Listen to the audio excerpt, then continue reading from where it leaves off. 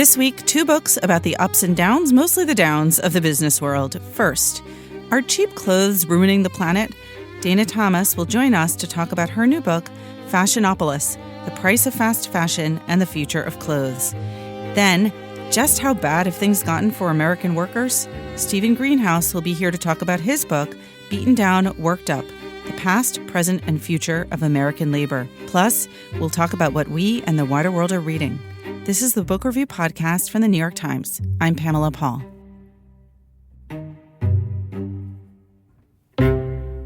Dana Thomas joins us now from London. She is the author of Gods and Kings and Deluxe, and her new book is called Fashionopolis, The Price of Fast Fashion and the Future of Clothes. Dana, thanks so much for being here. My pleasure. It's wonderful to be on.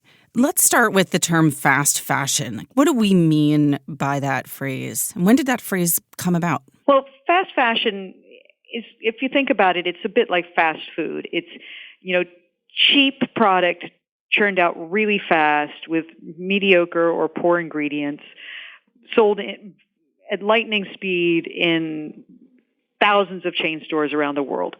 And it's pushed on us in a way that we've become addicted to it. And it's not good for us. It's not good for the planet. It's not good for humanity. There's not a lot of winning qualities to it. But there it is. And it's been around for about 30 years. It came up with globalization because globalization allowed these companies to be able to manufacture offshore for so cheap and drop their prices. Prices for clothes have never been cheaper than they are today. And when I was working on the book, I kept hearing this, and I didn't understand what it meant. And then I found an article in the New Yorker from 1940 that was talking about middle market consumers and a clothing line at Hattie Carnegie's called the Secretary Special. And those clothes were selling for about $19.99, $20, basically what you pay in Zara, Topshop, and H&M today. So then it sort of clicked in. I said, right, at the height of the Depression, we were paying the same amount that we're paying today, not adjusted for inflation, the same amount. And because they're so cheap, we buy in volume. We buy, sacks and sacks of these clothes. 99% of our garments and our apparel today is not recycled, and most of it winds up in landfill. So, and the average garment's worn 7 times before it's tossed. And that's all because of the fast fashion revolution. All right, let's go back to those 3 companies that you named. H&M, which I believe is a Swedish company. Yes. Zara, which is Spanish, and yes. Topshop, which is UK. Yes. Is that correct? Yes. So it's interesting because these are all European companies where clothing at the highest end is couture and handmade and made in Europe. But that's not the case with these clothes. It's just surprising in a way that Europe is leading the charge on this. There are American ones too. Gap is fast fashion, and so is Forever 21, which just declared bankruptcy last week. And, we have our American versions. There's the Italian version, which is Benetton. Every country has its own. Mango is Spanish as well. They all jumped on board, but it did originate, like the fast fashion movement came out of Spain with Zara, and it grew from there. Curiously, the system, it's called QR officially, quick response, was invented in the United States by the U.S. Apparel Manufacturers Association in order to combat imports, but then it wound up killing American apparel because, the price of fast fashion dropped so low that even the Americans couldn't keep up with those prices. So talk about the genesis. You said that Zara was the first. What was the big idea there, and why did it work at that point that they started and hadn't happened before that? You mentioned globalization, of course. Yes. Well, it started with QR, the idea of quick response. And quick response means that you don't put a ton of things on the retail floor and just wait for it to move. You put a few things, and when you see something moving, selling in quickly or well, then you can order up more quickly. And you have these short runs that are regular and drop, and they call them drops, where they drop the clothes on the retail floor more quickly and more rapidly, quick response. So basically, Zara sees that something's selling well, they can turn around and get more of it in the store within 2 weeks of the time that they put it, in production.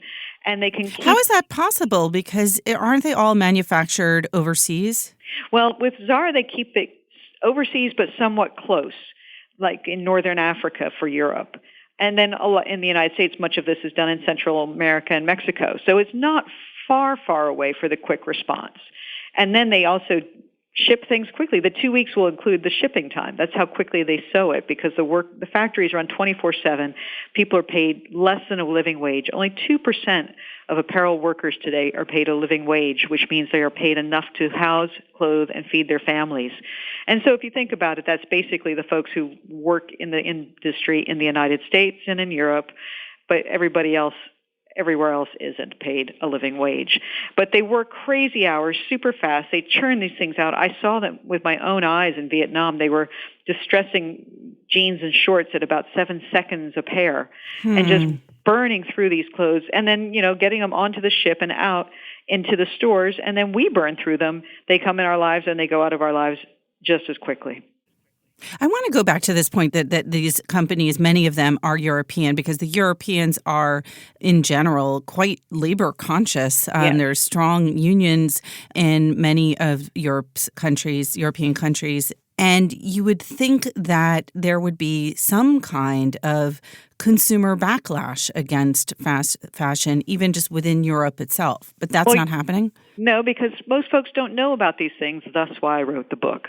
I mean, I thought I understood the fashion industry, having now covered it since the late 1980s, and I learned an immense amount about it that I didn't know.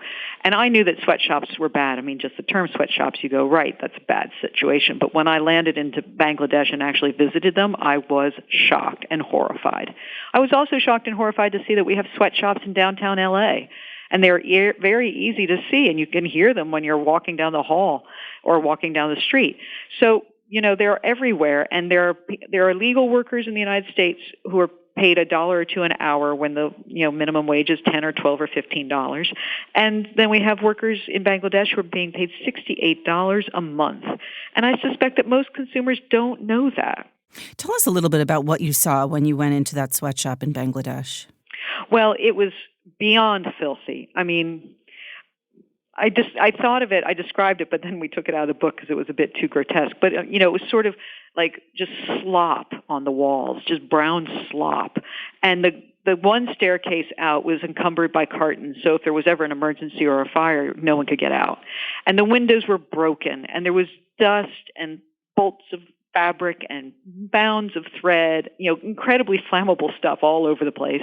Everyone worked barefoot on these unfinished wooden floors, and they were using things like hand jigsaws to cut through thick wads of fabric, and only wearing those metal gloves like you use to shuck oysters to protect their hands, as if that was going to stop a jigsaw from taking off your finger. And they were young. There were some that were 14, 15 years old. Everyone was incredibly thin. They all looked so tired. It was about 100, 110 degrees with some fans blowing dust around. No one wore masks. There's, filaments flying all over the place. It just felt so dirty and unhealthy and dangerous. And were you able to follow the chain from these workers to a particular company? Or, is this all sort of outsourced so that it's sort of not direct? These aren't direct employees, I'm assuming, of one of these large retail companies. Well, that's the thing. Even when something like Rana Plaza happens and the factory collapses and brands are called out for producing there, they even say, we had no idea our clothes were being made there. They were subcontracted, and we lost track of our supply chain. So if the brands can't keep track of their supply chain, consumers surely can't. And I didn't have a hard time following it, but, I could see that these jeans in the boxes in the staircase were going to a particular brand in Russia and another one in France. And, the address was on the box. So it wasn't that complicated. It wasn't going through someone else and then going on to the distributor in Moscow. So on their website, they cited a few brands, including Walmart, as customers. I reached out to Walmart to ask them, and they never got back to me. And I reached out several times. And another brand that was mentioned on the website said they never, ever produce in Bangladesh, and that was Balderdash. But, this company's saying on its website very clearly that they produce for certain brands. And I saw certain brands right there in the stock, well, not the stock room, in the stock stairwell. What about the heads of some of these other companies we mentioned, of Zara or The Gap? Do they respond to queries about the manufacturing process of their clothing? they always respond, we had no idea. Forever 21, when they were busted in L.A. for producing in sweatshops, said we had no idea that we were producing in sweatshops in L.A. We lost track of our supply chain. It was subcontracted.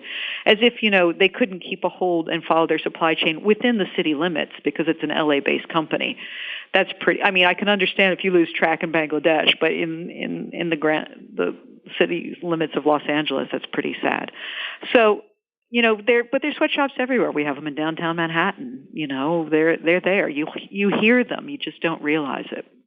Let's talk about the scope. You gave some statistics earlier about, people wearing their clothing only 7 times before throwing it away. You also, in the book, cite that there are 80 billion garments manufactured or sold, I'm not sure which, every year. We manufacture 100 and we sell 80. 20% just winds up in the dump before it ever hits the retail floor.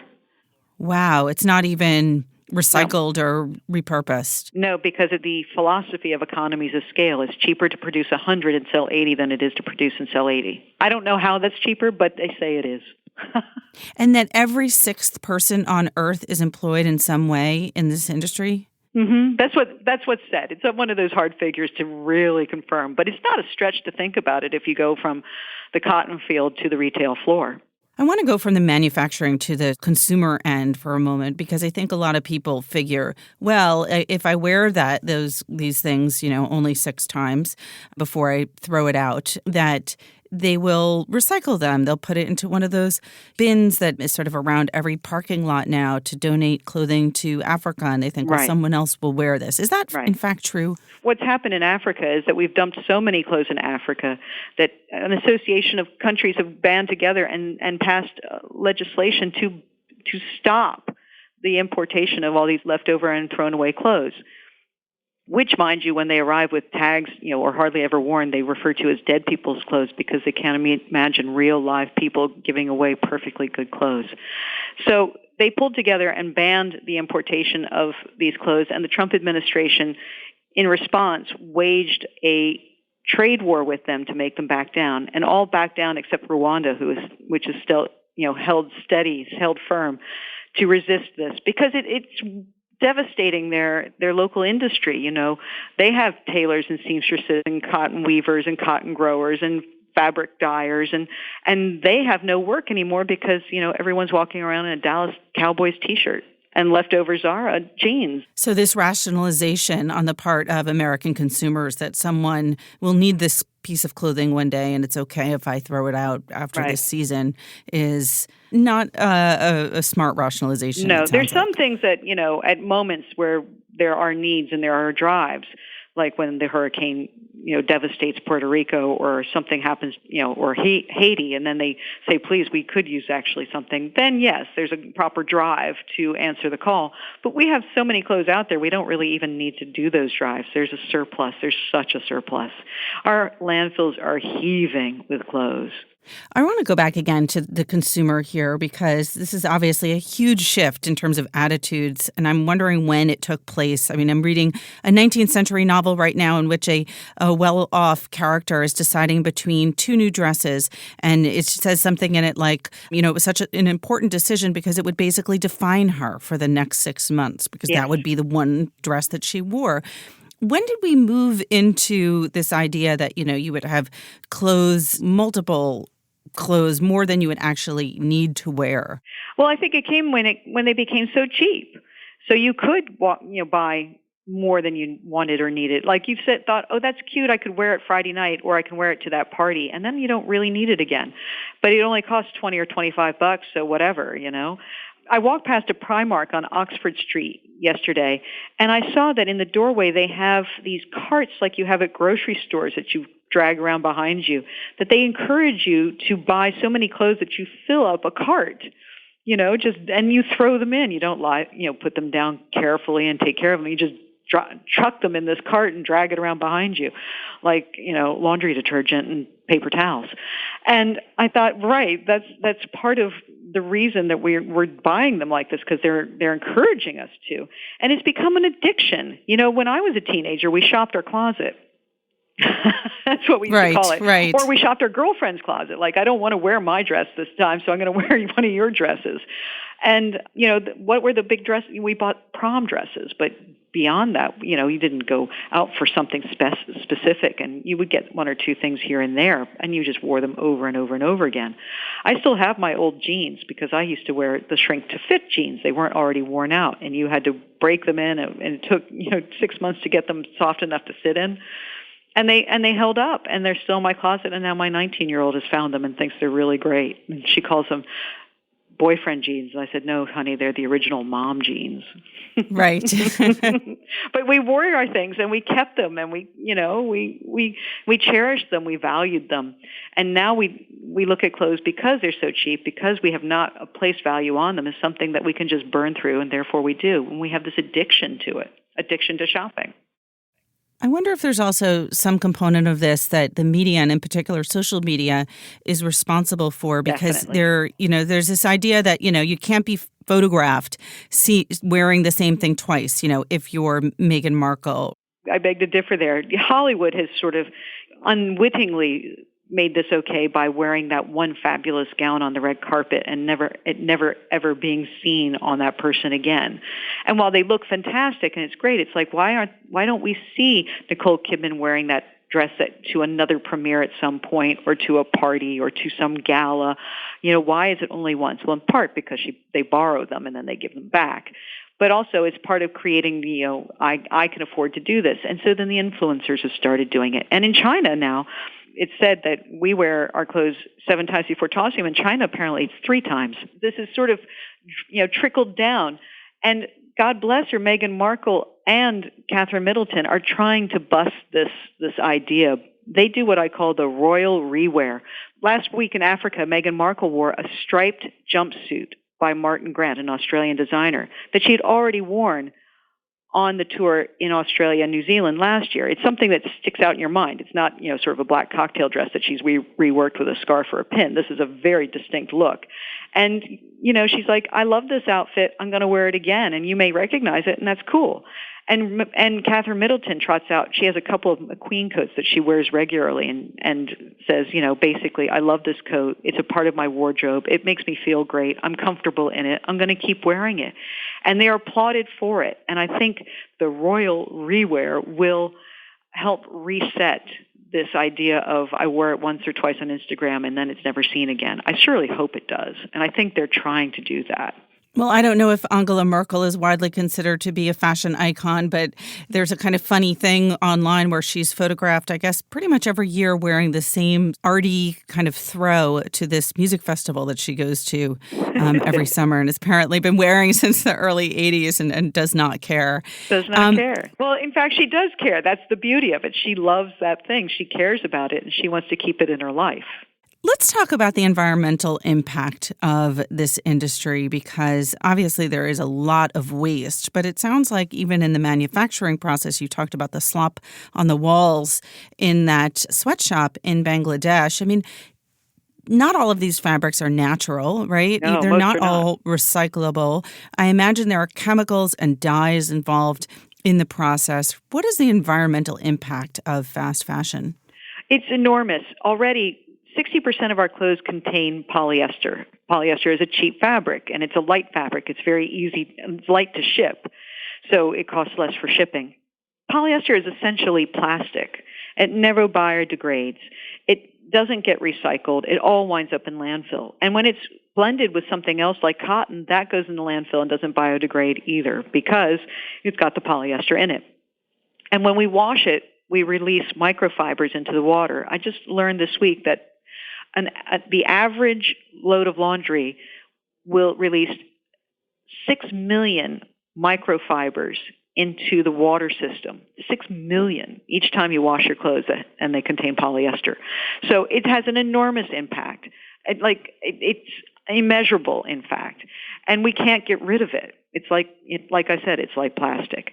So there are other things like viscose and rayon, which when they're not made by standards that are approved by environmental agencies, they farm from endangered trees, forests, and old growth forests, rainforests, because rayon and viscose are made from wood pulp and the cellulose of wood pulp. So, there's And then there's the dyes, like synthetic indigo, which has all sorts of horrible chemicals in it, including cyanide. Natural indigo was all that we used for eons and eons and eons.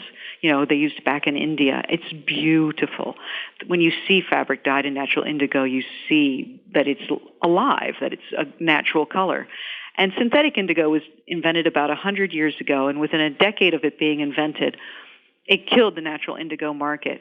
Happily, there's a woman in Tennessee named Sarah Bellows who's trying to single-handedly bring back the natural indigo industry. And she's coming along. When I first met her in 2016, she hoped to have 1% of the market. And by the time I called her and checked in with her 2 years later, she said, I might be getting up to about 3% of the market. I hope she inspires enough people that it becomes 10, 20, even 30% of the market. Because natural indigo is beautiful. It regenerates the soil like soybeans and puts nitrogen back in the soil. And when it goes into landfill or anything else, it biodegrades because it's natural. All right, you talked about a few different solutions. Natural indigo sounds like one, the royal rewear, leading a change in consumer attitudes. And you have a few others in the book: printed 3D clothes, clean denim processing, smart manufacturing. Let's talk just about one of those. Are there eco clothing companies that focus on creating clothes that are environmentally conscious? Well, yes. One of the brands I highlight is Stella McCartney, who we say is, the daughter of one of the world's most famous hippies, and who was famously raised as a vegetarian. And she went to Gucci when she started her company, and they backed her and owned half of her company, and said, Gucci Group, and said, I don't want to use leather or fur. And they sort of scratched their head and said, but wait, that's how we make all our money. We're a leather goods company. Leather and fur are our bread and butter. And she said, no, I'm going to prove to you that we can do sustainable, conscious fashion and still make a good living and make a profit. And she has. Is that available, though, to the average consumer? Because I love Stella McCartney, but her sneakers are $500, so They're not really for the average consumer. Yes. Well, what she's done is, first, she says, if you can't afford it the first time around, buy it on the sale, buy it on the sale of the sale, buy it on resale at someplace like the Real, or rent it. But if you don't want to do that, the beauty of what she's doing is that she's proved that this is a viable business model, that you can make a profit, and a good profit. She turned a profit 1 year before she was supposed to, before projected, by being sustainable, by being environmentally and aware and sourcing, being careful about human rights and following your supply chain, that this is actually good business and it's best practice. And she's also supporting and godmothering a lot of very cool startups that will trickle down to all sorts of businesses, like one that's growing leather out in a lab out of DNA. It's in New York. It's called Modern Meadow. And the idea of that is that, first of all, you don't have to rely on animal farming and industrial farming of animals, which is a highly polluting industry. To create leather handbags and shoes, you can grow it in a lab, and you grow as much as you need, so there's zero waste. And it's all natural, so it biodegrades.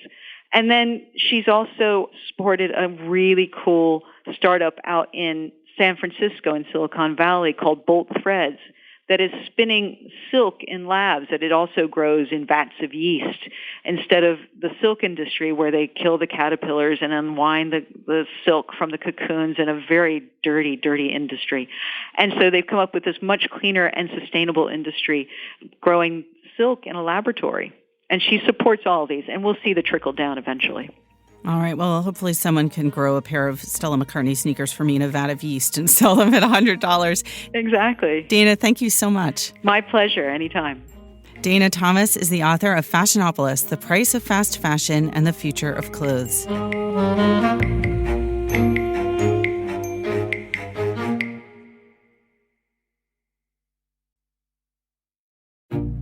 So here's a request for our listeners. I get lots of feedback from you, some complaints, lots of kind words. Really appreciate it. You can always reach me directly at books@nytimes.com. I will write back. But you can also, if you feel moved to do so, review us on any platform where you download the podcast, whether that's iTunes or Stitcher or Google Play or somewhere else. Please feel free to review us and, of course, email us at any time.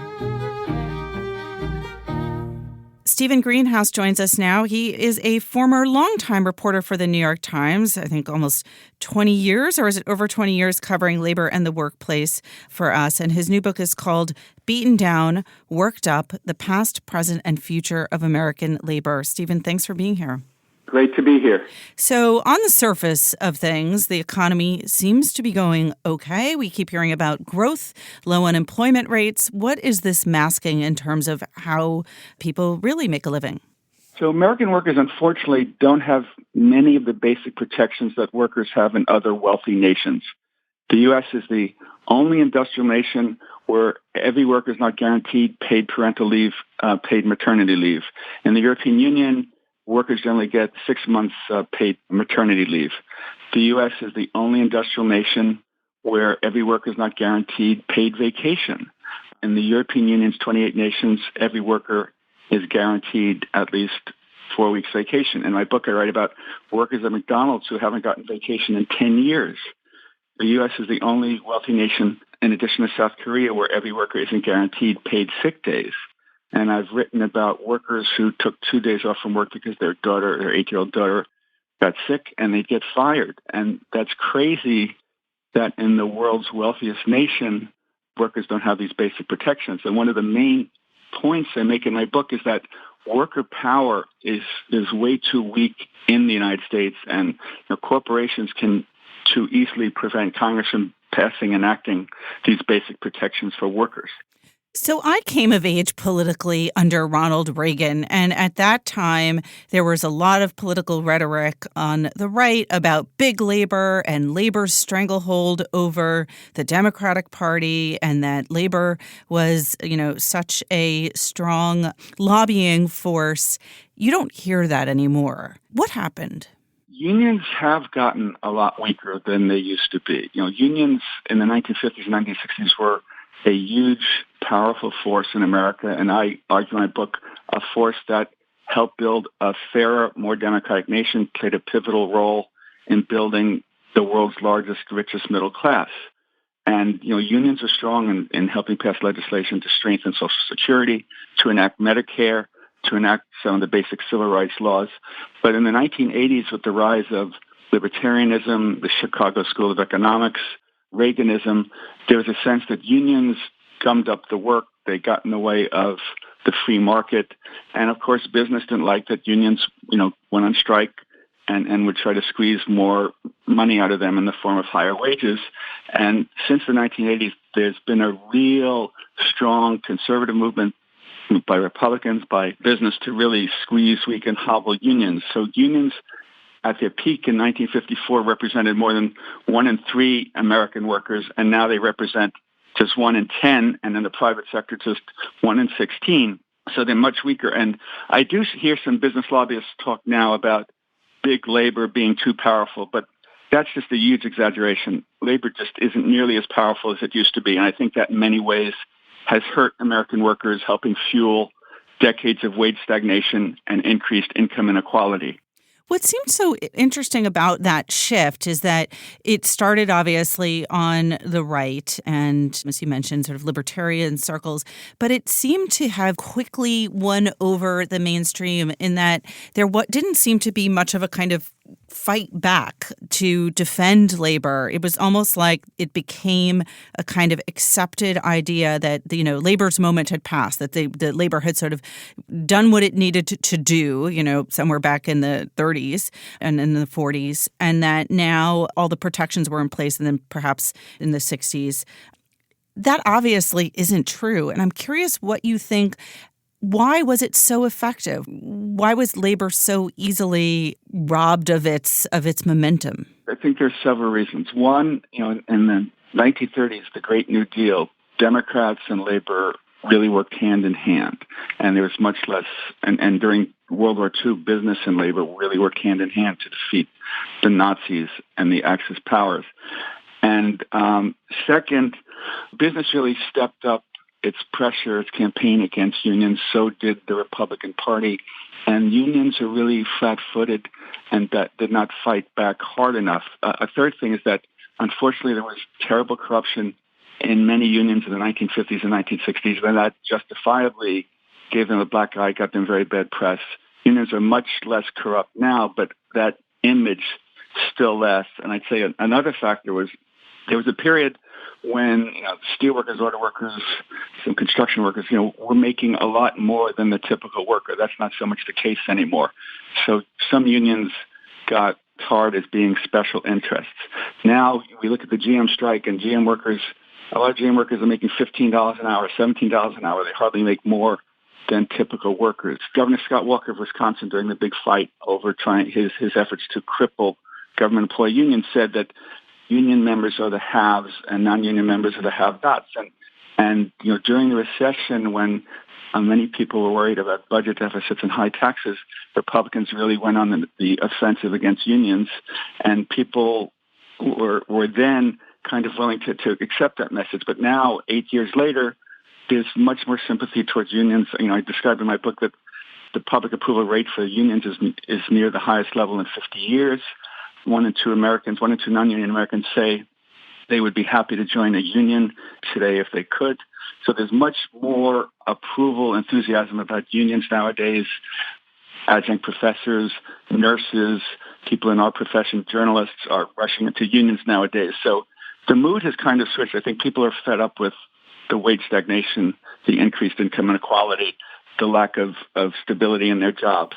Even in the 1980s, was it not true that labor, in terms of the overall amount they spent on lobbying, was a lot lower than the amount of money that you got from corporate lobbyists? And I'm curious, what then has since happened following so many court decisions around campaign finance? Has that further widened that disparity between the amount of money that labor can put into elections and the amount of money that corporations can? That's a great question.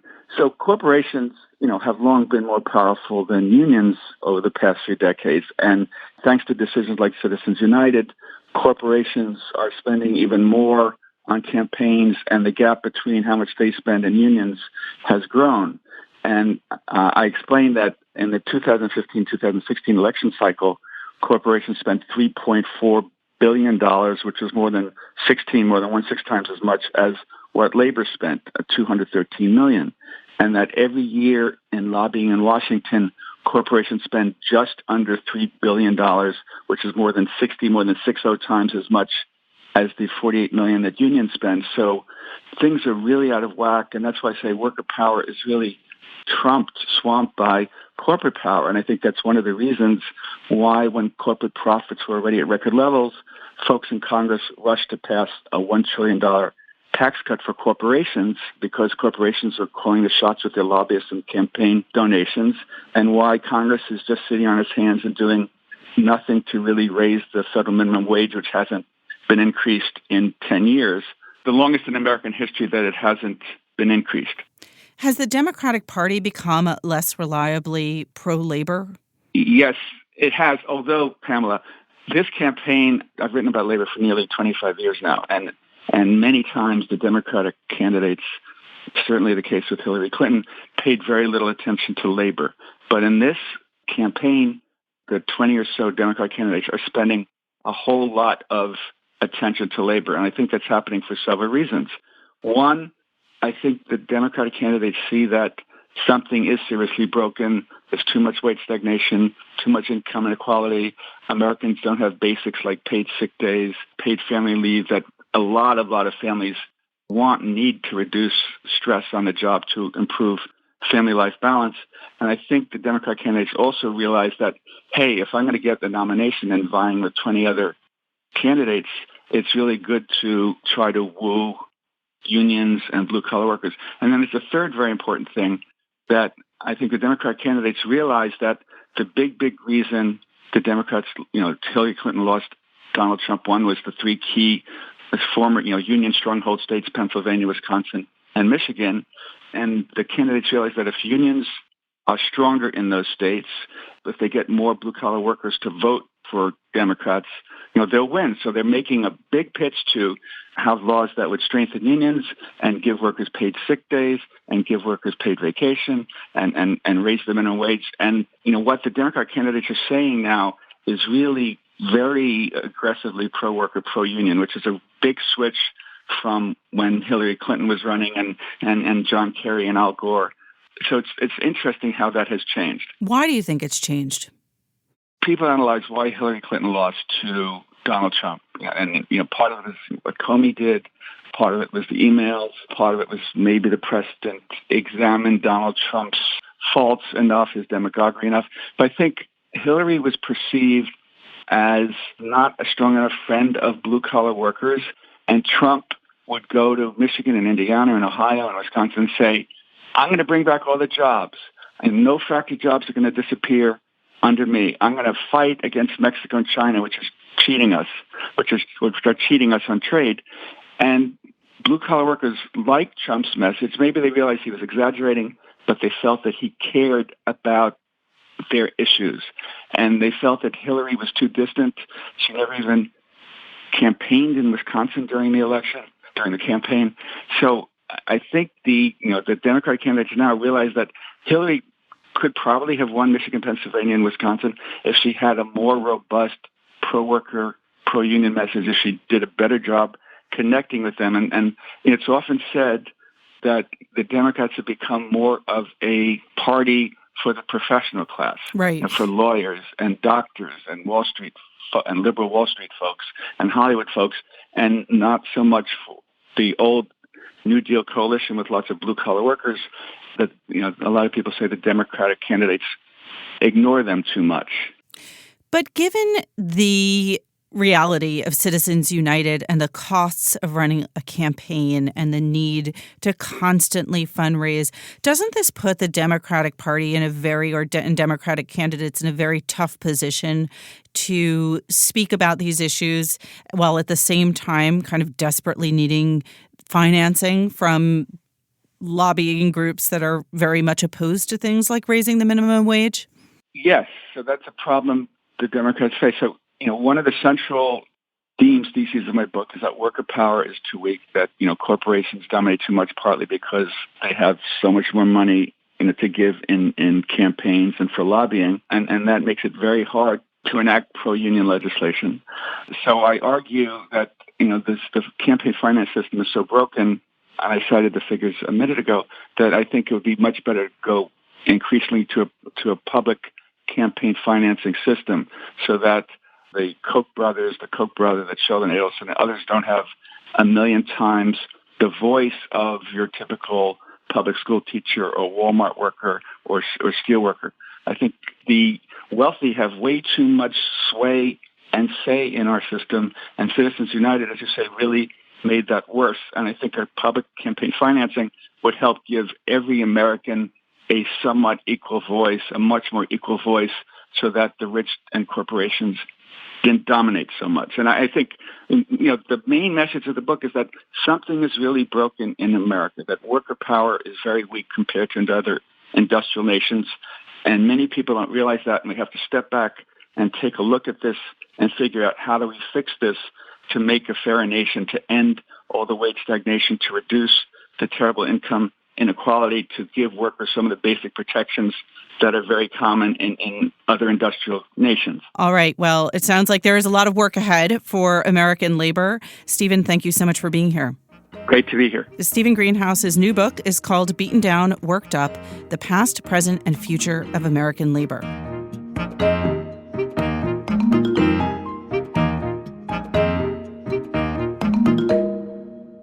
Joining us now to talk about what we're reading, my colleagues Lauren Christensen, Elizabeth Egan, and John Williams. Hi, guys. Hi, Pamela. Hey, Pamela. All right. Let's start with you, John. What have you got? I've read the first book in a 3-book trilogy that was recently released in the UK called, there are 3 books called Childhood, Youth, and Dependency by Tove Ditlevsen, a Danish writer.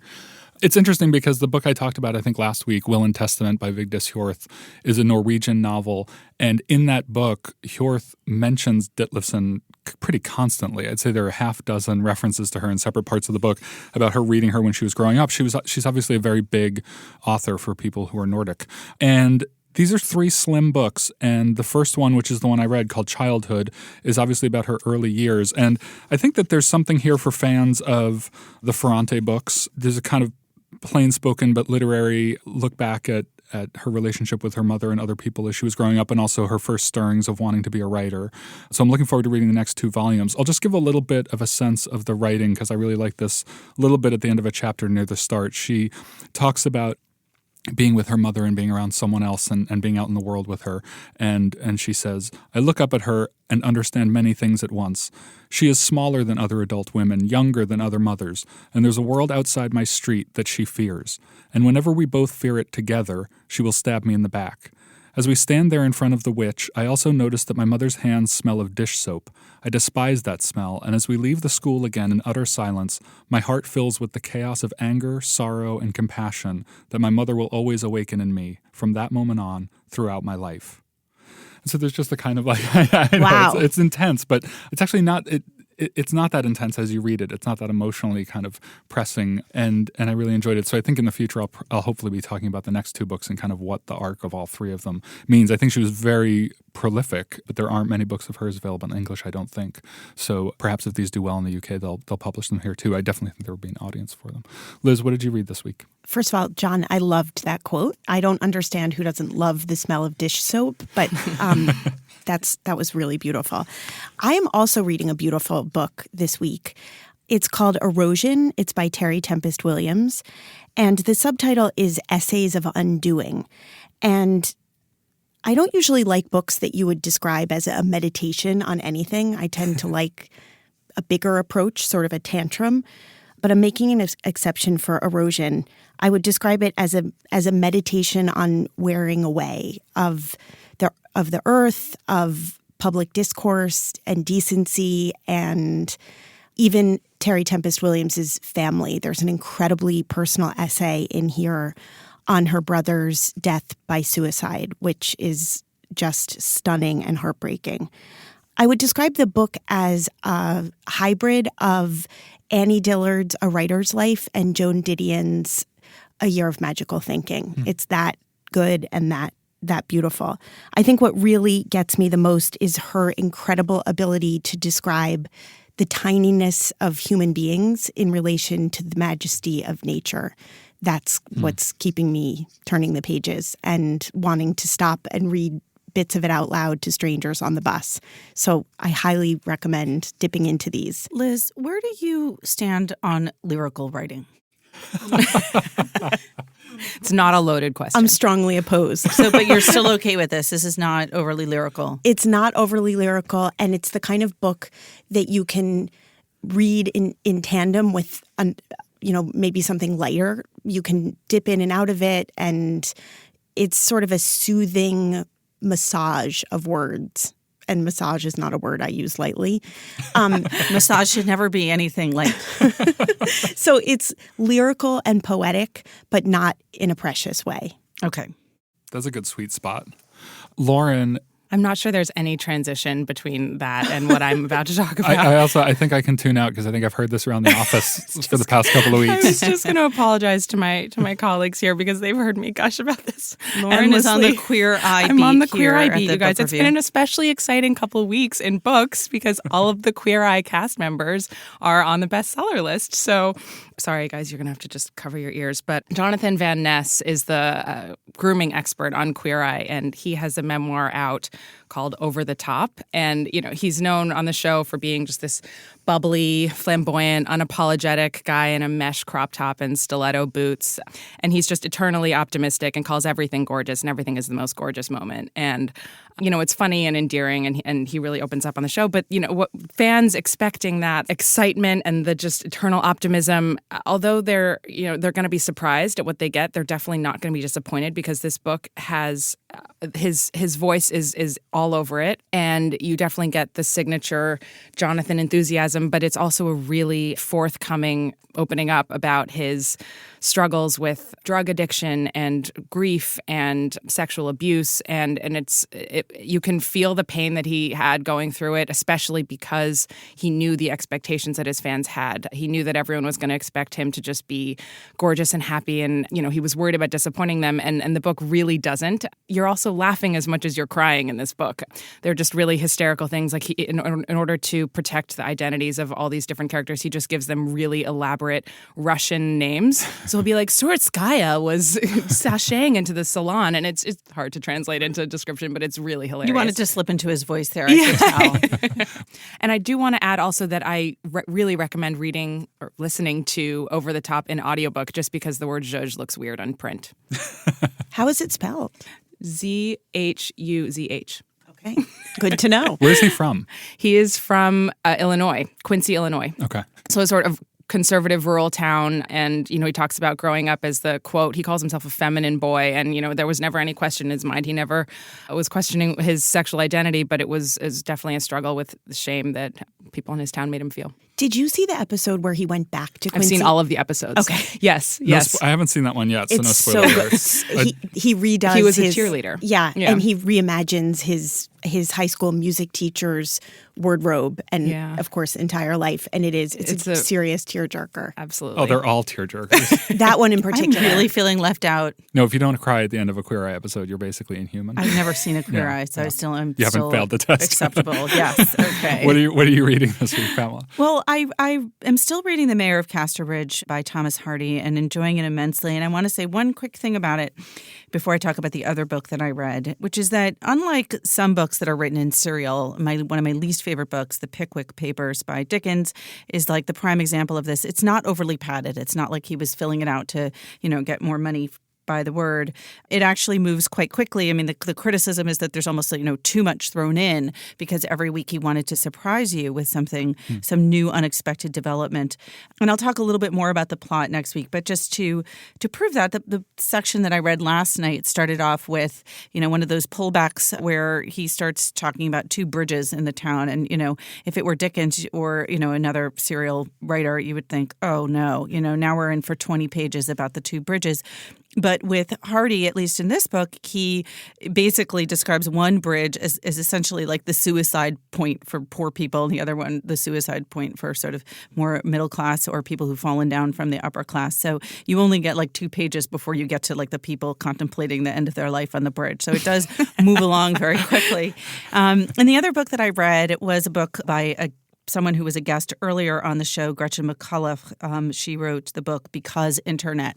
And these books about language, I have to say, there are books about language that sort of celebrate the English language and sort of the origins and the history, and I love that. The ones that talk about change, I don't like, like Steven Pinker, The Language Instinct. I basically don't like the fact that language changes. I feel like in a previous life, I was, a 90-year-old member of the Académie Française, saying like non to internet and things like that. I would speak in Middle English, I think, if I could. So I kind of like, old-timey language. I don't like that it changes. I resist the lowercase I in internet, which is a battle that I've already obviously lost. And sort of anything that's considered really old-fashioned, I cling to with desperation. I have no problem with some of the anachronisms of the New Yorker style. So all this is to say that temperamentally, culturally, I was very much triggered by Gretchen's book because it's all about, the openness of language and the ability to change over time. And anyone who's, been edited by me, some of whom are in the room with me right now, knows that I resist anything that, didn't exist in 1903 in terms of the English language. I feel like this book must have been literal torture for you. It was very torturous, but it was also quite interesting. And I think, one of the things that I liked most about it was that she has a very good sense of the history of the internet and the history of internet users.